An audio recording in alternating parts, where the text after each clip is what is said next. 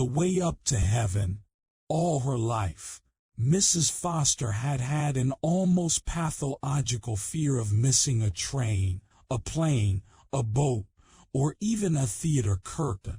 In other respects, she was not a particularly nervous woman, but the mere thought of being late on occasions like these would throw her into such a state of nerves that she would begin to twitch.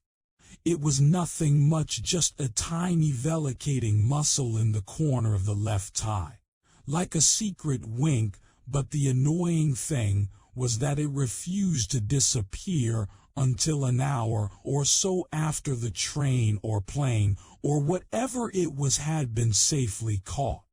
It was really extraordinary how in certain people a simple apprehension about a thing like catching a train can grow into a serious obsession.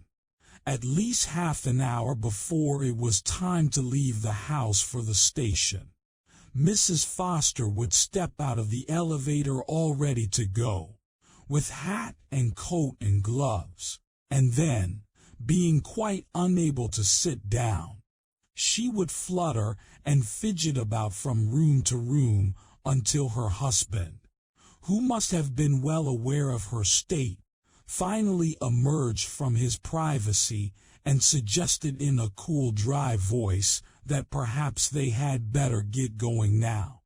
Had they not, Mr. Foster may possibly have had a right to be irritated by this foolishness of his wife's, but he could have had no excuse for increasing her misery by keeping her waiting unnecessarily. Mind you, it is by no means certain that this is what he did, yet whenever they were to go somewhere, his timing was so accurate, just a minute or two late, you understand, and his manner so bland that it was hard to believe he wasn't purposely inflicting an nasty private little torture of his own on the unhappy lady. And one thing he must have known, that she would never dare to call out and tell him to hurry. He had disciplined her too well for that. He must also have known that if he was prepared to wait even beyond the last moment of safety, he could drive her nearly into hysterics. On one or two special occasions in the later years of their married life, it seemed almost as though he had wanted to miss the train simply in order to intensify the poor woman's suffering. Assuming, though one cannot be sure, that the husband was guilty, what made his attitude doubly unreasonable was the fact that, with the exception of this one small irrepressible foible, Mrs. Foster was and always had been a good and loving wife. For over 30 years, she had served him loyally and well. There was no doubt about this.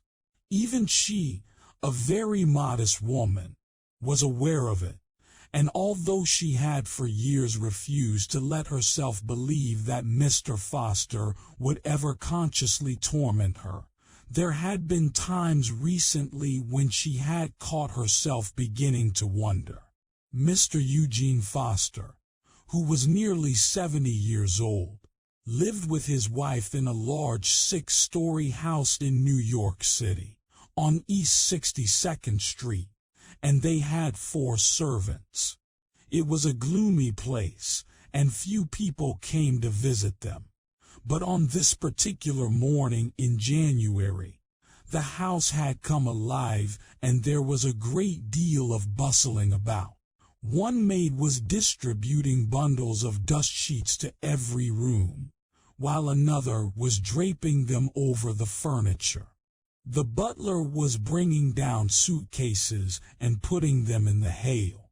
The cook kept popping up from the kitchen to have a word with the butler, and Mrs. Foster herself, in an old-fashioned fur coat and with a black hat on the top of her head, was flying from room to room and pretending to supervise these operations.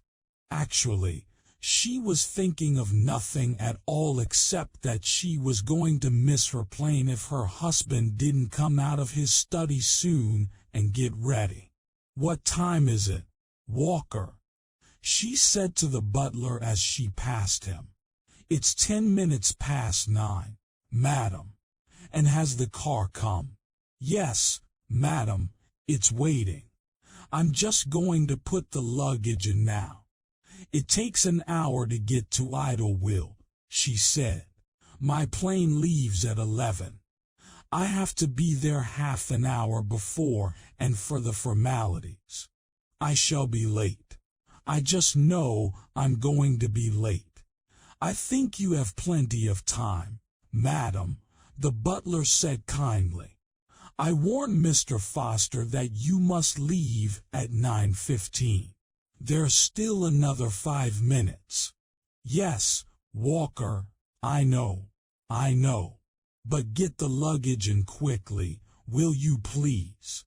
She began walking up and down the aisle, and whenever the butler came by, she asked him the time.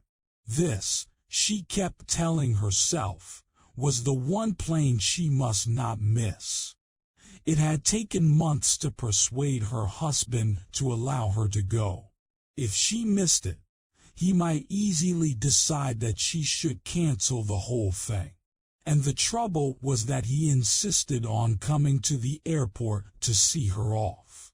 "Dear God," she said aloud, "I'm going to miss Steve. I know I'm going to miss it." The little muscle beside the left eye was twitching madly now. The eyes themselves were very close to tears. "What time is it, Walker?" "It's 18 minutes past, madam. Now I really will miss it," she cried. Oh, I wish he would come. This was an important journey for Mrs. Foster. She was going all alone to Paris to visit her daughter, her only child, who was married to a Frenchman. Mrs. Foster didn't care much for the Frenchman, but she was fond of her daughter, and, more than that, she had developed a great yearning to set eyes on her 3 grandchildren. She knew them only from the many photographs that she had received and that she kept putting up all over the house. They were beautiful, these children. She doted on them, and each time a new picture arrived she would carry it away and sit with it for a long time, staring at it lovingly and searching the small faces for signs of that old satisfying blood-likeness that meant so much. And now, lately, she had come more and more to feel that she did not really wish to live out her days in a place where she could not be near these children, and have them visit her, and take them for walks, and buy them presents, and watch them grow. She knew, of course, that it was wrong and in a way disloyal to have thoughts like these while her husband was still alive. She knew also that although he was no longer active in his many enterprises, he would never consent to leave New York and live in Paris. It was a miracle that he had ever agreed to let her fly over there alone for 6 weeks to visit them. But, oh, how she wished she could live there always, and be close to them. "Walker, what time is it?" 22 minutes past, madam." As he spoke, a door opened and Mr. Foster came into the hall. He stood for a moment, looking intently at his wife, and she looked back at him, at this diminutive but still quite dapper old man with the huge bearded face that bore such an astonishing resemblance to those old photographs of Andrew Carnegie. "Well," he said, "I suppose perhaps we'd better get going fairly soon if you want to catch that plane." "Yes, dear, yes. Everything's ready. The car's waiting." "That's good," he said. with his head over to one side. He was watching her closely. He had a peculiar way of cocking the head and then moving it in a series of small, rapid jerks. Because of this, and because he was clasping his hands up high in front of him, near the chest, he was somehow like a squirrel standing there, a quick, clever old squirrel from the park. "Here's Walker with your coat, dear. Put it on. I'll be with you in a moment," he said. "I'm just going to wash my hands." She waited for him, and the tall butler stood beside her, holding the coat and the hat. "Walker, will I miss it?" "No, madam," the butler said. "I think you'll make it all right." Then Mr. Foster appeared again, and the butler helped him on with his coat. Mrs. Foster hurried outside and got into the hired Cadillac. Her husband came after her, but he walked down the steps of the house slowly, pausing halfway to observe the sky and to sniff the cold morning air. "It looks a bit foggy," he said as he sat down beside her in the car. "And it's always worse out there at the airport. I shouldn't be surprised if the flight's canceled already." "Don't say that, dear, please." They didn't speak again until the car had crossed over the river to Long Island. "I arranged everything with the servants," Mr. Foster said. "They're all going off today. I gave them half pay for 6 weeks and told Walker I'd send him a telegram when we wanted them back." "Yes," she said. "He told me. I'll move into the club tonight. It'll be a nice change staying at the club." "Yes, dear. I'll write to you. I'll call in at the house occasionally to see that everything's all right and to pick up the mail." "But don't you really think Walker should stay there all the time to look after things?" she asked meekly. "Nonsense. It's quite unnecessary. And anyway, I'd have to pay him full wages." "Oh yes," she said.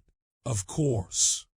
What's more, you never know what people get up to when they are left alone in a house," Mr. Foster announced, and with that he took out a cigar and, after snipping off the end with a silver cutter, lit it with a gold lighter. She sat still in the car with her hands clasped together tight under the rug. "Will you write to me?" she asked. "I'll see," he said, "but I doubt it. You know I don't hold with letter writing unless there's something specific to say." "Yes, dear, I know. So don't you bother." They drove on, along Queens Boulevard, and as they approached the flat marshland on which Idlewild is built, the fog began to thicken and the car had to slow down. "Oh dear," cried Mrs. Foster. "I'm sure I'm going to miss it now." "What time is it?" "Stop fussing," the old man said.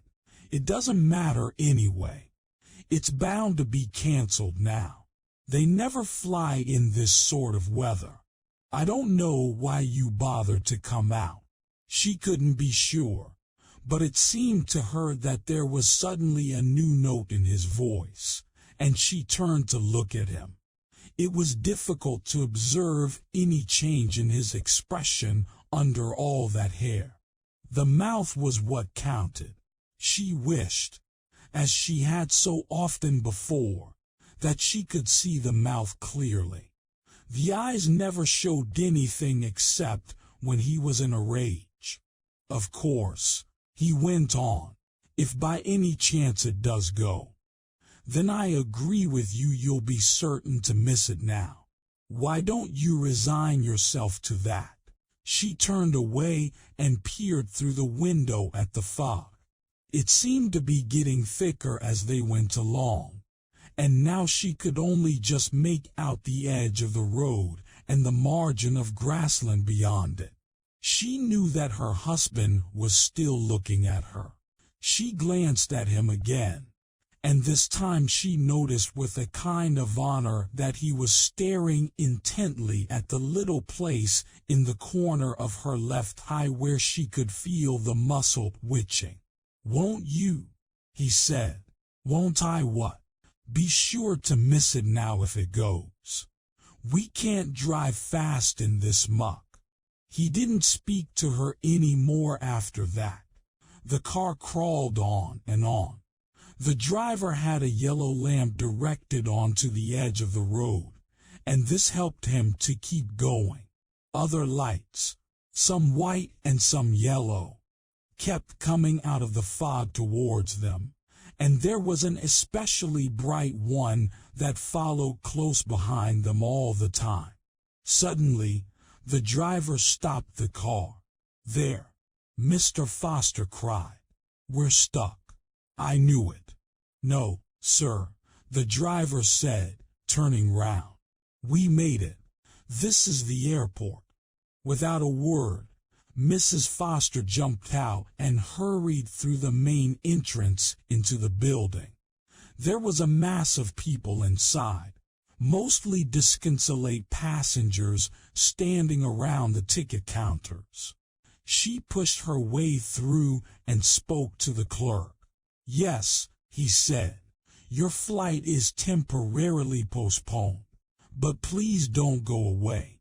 We're expecting this weather to clear any moment." She went back to her husband, who was still sitting in the car, and told him the news. "But don't you wait, dear," she said. "There's no sense in that." "I won't," he answered, "so long as the driver can get me back." "Can you get me back, driver?" "I think so," the man said. "Is the luggage out?" "Yes, sir." "Goodbye, dear," Mrs. Foster said, leaning into the car and giving her husband a small kiss on the coarse gray fur of his cheek. "Goodbye," he answered. "Have a good trip." The car drove off, and Mrs. Foster was left alone. The rest of the day was a sort of nightmare for her. She sat for hour after hour on a bench, as close to the airline counter as possible, and every 30 minutes or so she would get up and ask the clerk if the situation had changed.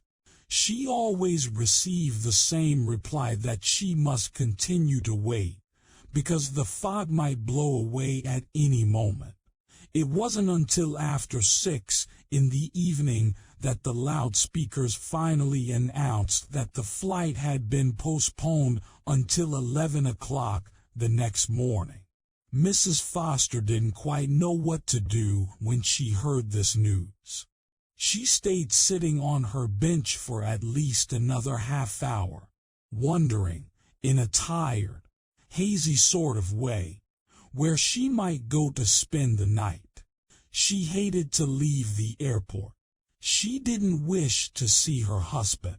She was terrified that in one way or another he would eventually manage to prevent her from getting to France. She would have liked to remain just where she was, sitting on the bench the whole night through. That would be the safest. But she was already exhausted, and it didn't take her long to realize that this was a ridiculous thing for an elderly lady to do. So in the end she went to a phone and called the house. Her husband, who was on the point of leaving for the club, answered it himself. She told him the news and asked whether the servants were still there. "They've all gone," he said. "In that case, dear, I'll just get myself a room somewhere for the night.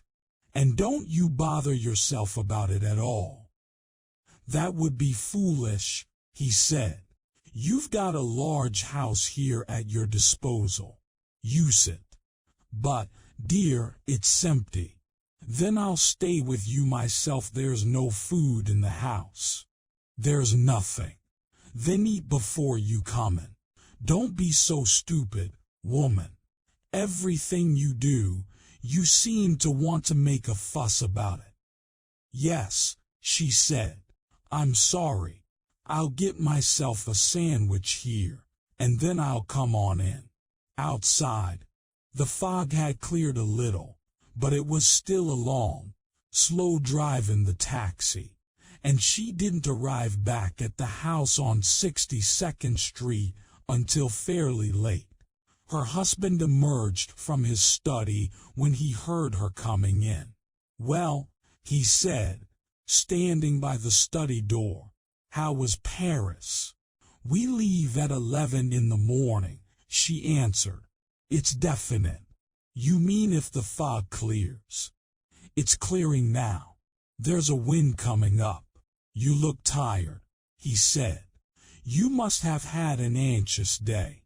It wasn't very comfortable. I think I'll go straight to bed. I've ordered a car for the morning, he said. 9 o'clock. Oh, thank you, dear. And I certainly hope you're not going to bother to come all the way out again to see me off. No, he said slowly. I don't think I will. But there's no reason why you shouldn't drop me at the club on your way. She looked at him, and at that moment he seemed to be standing a long way off from her, beyond some borderline. He was suddenly so small and far away that she couldn't be sure what he was doing, or what he was thinking, or even what he was. The club is downtown, she said. It isn't on the way to the airport, but you'll have plenty of time, my dear. Don't you want to drop me at the club? Oh, yes, of course. That's good. Then I'll see you in the morning at 9. She went up to her bedroom on the second floor, and she was so exhausted from her day that she fell asleep soon after she lay down. Next morning, Mrs. Foster was up early, and by 8:30 she was downstairs and ready to leave. Shortly after 9, her husband appeared. Did you make any coffee? He asked.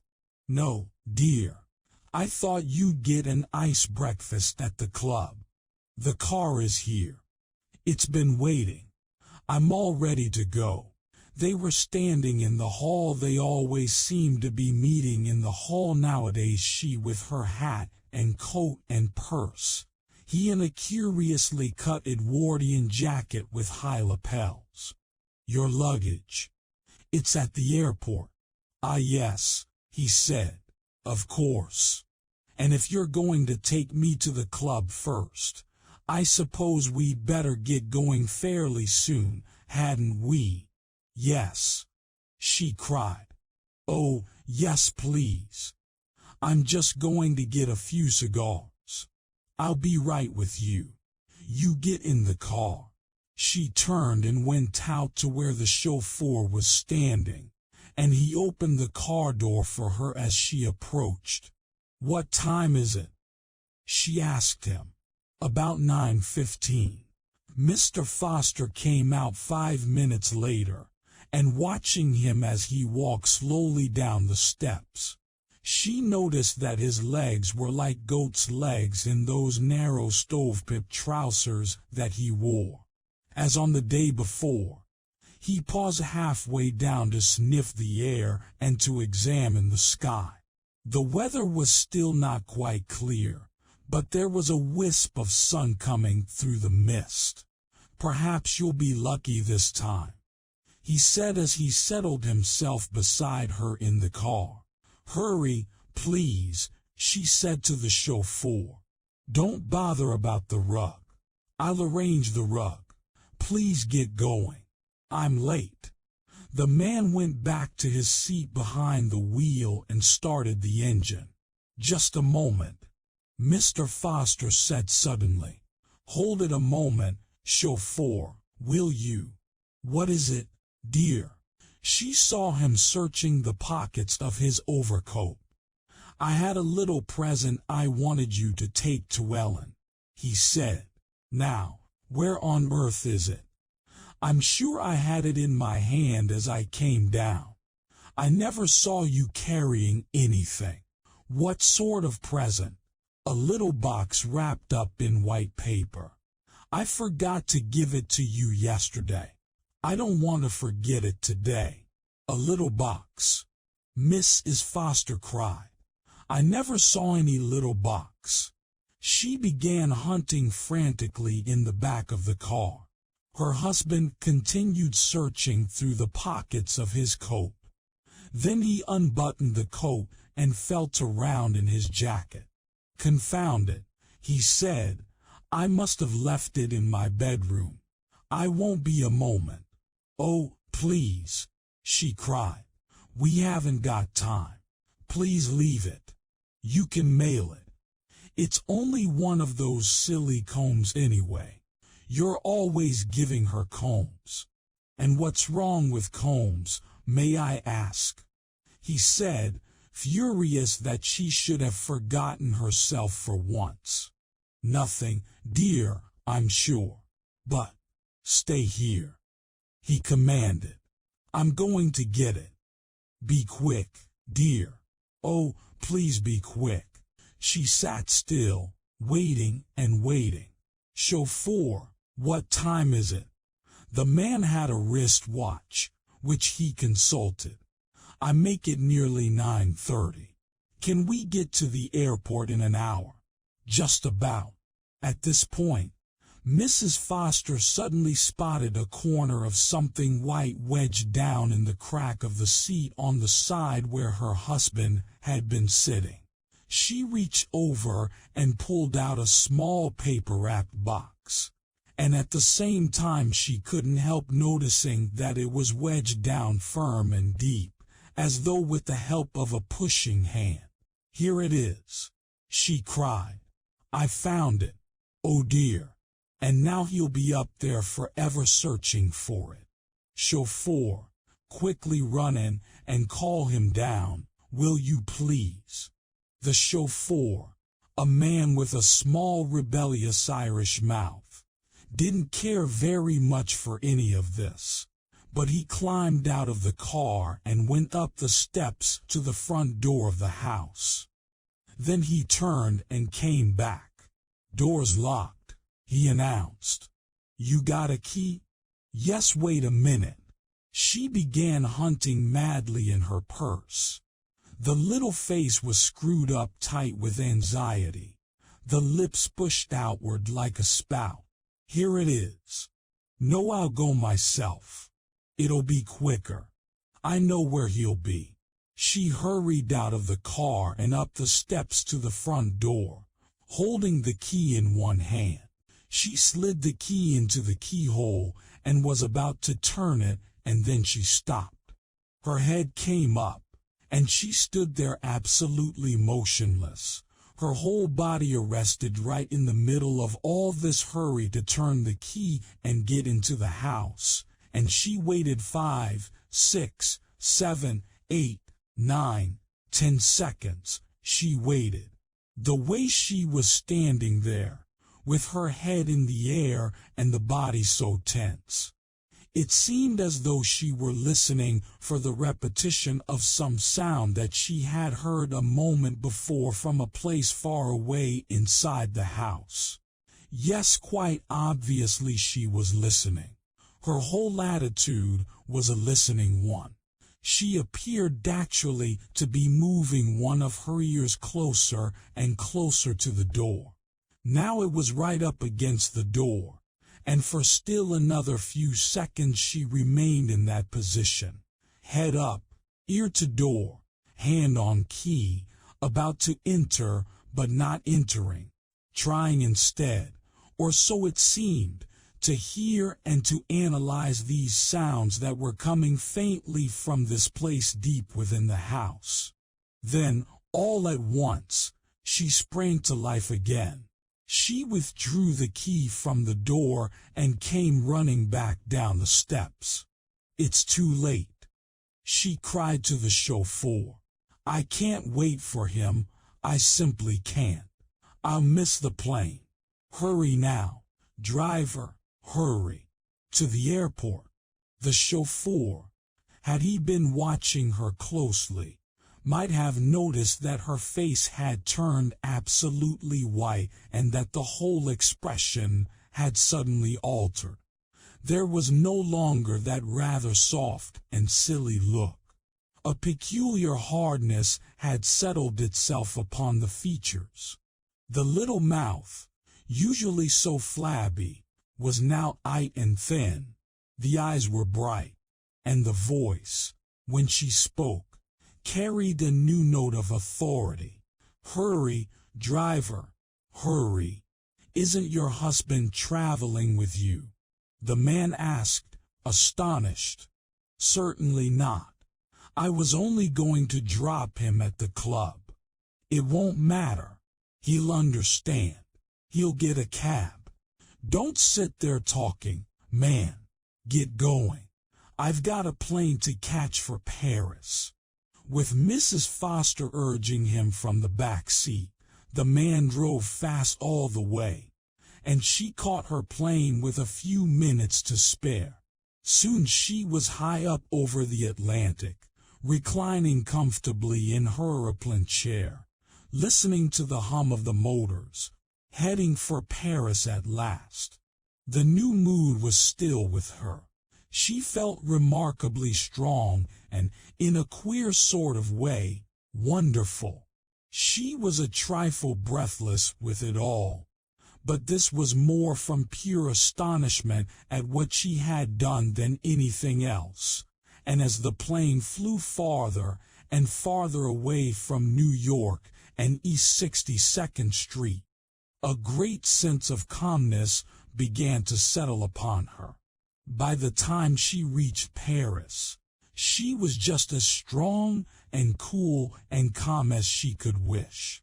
She met her grandchildren, and they were even more beautiful in the flesh than in their photographs. They were like angels, she told herself, so beautiful they were. And every day she took them for walks, and fed them cakes, and bought them presents, and told them charming stories. Once a week, on Tuesdays, she wrote a letter to her husband, a nice, chatty letter full of news and gossip, which always ended with the words, "Now be sure to take your meals regularly, dear, although this is something I'm afraid you may not be doing when I'm not with you." When the 6 weeks were up, everybody was sad that she had to return to America, to her husband. Everybody, that is, except her. Surprisingly, she didn't seem to mind as much as one might have expected, and when she kissed them all goodbye, there was something in her manner and in the things she said that appeared to hint at the possibility of a return in the not-too-distant future. However, like the faithful wife she was, she did not overstay her time. Exactly 6 weeks after she had arrived, she sent a cable to her husband and caught the plane back to New York. Arriving at Idlewild, Mrs. Foster was interested to observe that there was no car to meet her. It is possible that she might even have been a little amused.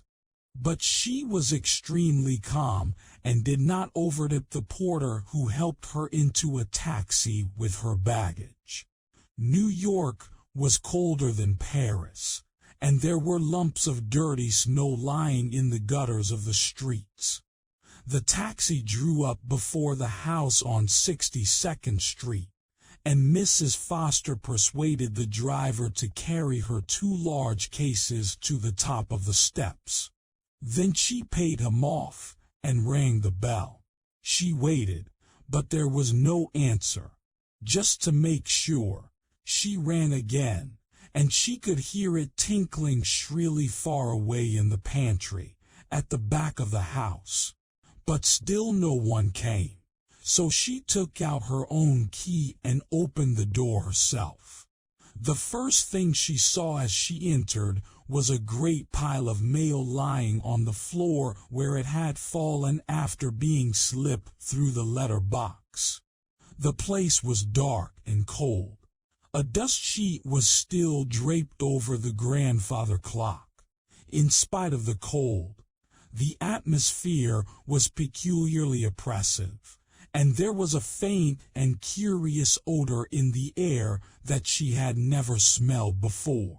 She walked quickly across the hall and disappeared for a moment around the corner to the left.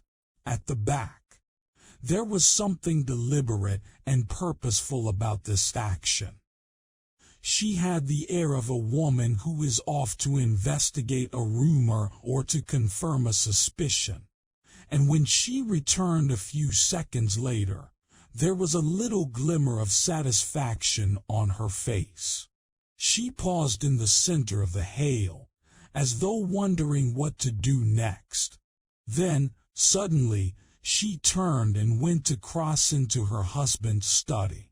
On the desk she found his address book, and after hunting through it for a while she picked up the phone and dialed the number. "Hello," she said. "Listen, this is 9 East 62nd Street Ties. That's right. Could you send someone round as soon as possible, do you think?" "Yes. It seems to be stuck between the second and third floors. At least, that's where the indicator's pointing you right away."